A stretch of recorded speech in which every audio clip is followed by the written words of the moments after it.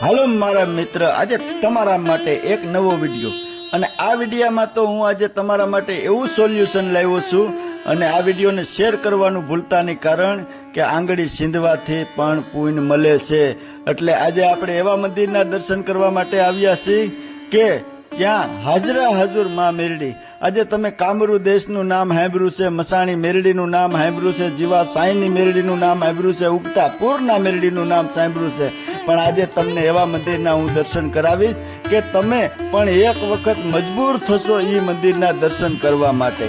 અને વિડીયોને લાઈક કરી દેજો, કોમેન્ટ કરજો અને કોમેન્ટમાં જય મેરડીમાં લખજો અને બીજાને વિડીયો શેર કરજો, જેથી હરેકના ઘરમાં અત્યારે ઝીણો મોટો કંકાસ હોય છે, માથાકૂટ હોય છે, કુટુંબમાં વાંધા હોય છે, બીજા દુશ્મનનું પણ હોય છે, તે બધા વાંધાનું સોલ્યુશન આ દેવ કરે છે આજે કળિયુગમાં. અને આ દેવનું નામ જ એટલે એવું છે, વાંધાવાળી મેરડી, કે 21 દિવસના ટાઈમમાં કોઈ પણ પ્રકારનો કોઈ વાંધો હોય ને તે પાર પડી જાય છે. હજારો લાખો લોકો અહીંયા દર્શન માટે આવે છે અને રાજકોટથી એકદમ નજીકમાં જ છે, એટલે કોઈ એવું નથી કે બહુ દૂર જવું છે. એટલે એક વખત આ મેરડીમાંના દર્શન કરવા માટે જરૂર આવજો.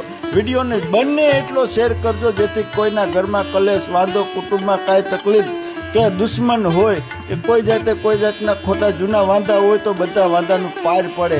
અને આ દેવના કામ એવા છે, 21 દિવસમાં હરેક વાંધાનું સોલ્યુશન લાવે. આ કળિયુગમાં જાગતું ડેરું હતે મેરડી.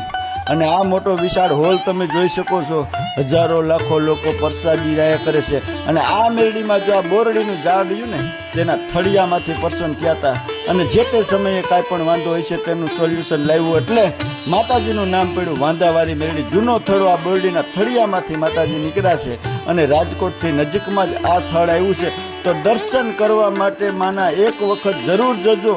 વાંધાવાળી મેરડીનું કોઈ પણ માણસને તમે પૂછશો તો કોઈ પણ માણસ તમને એડ્રેસ આપશે.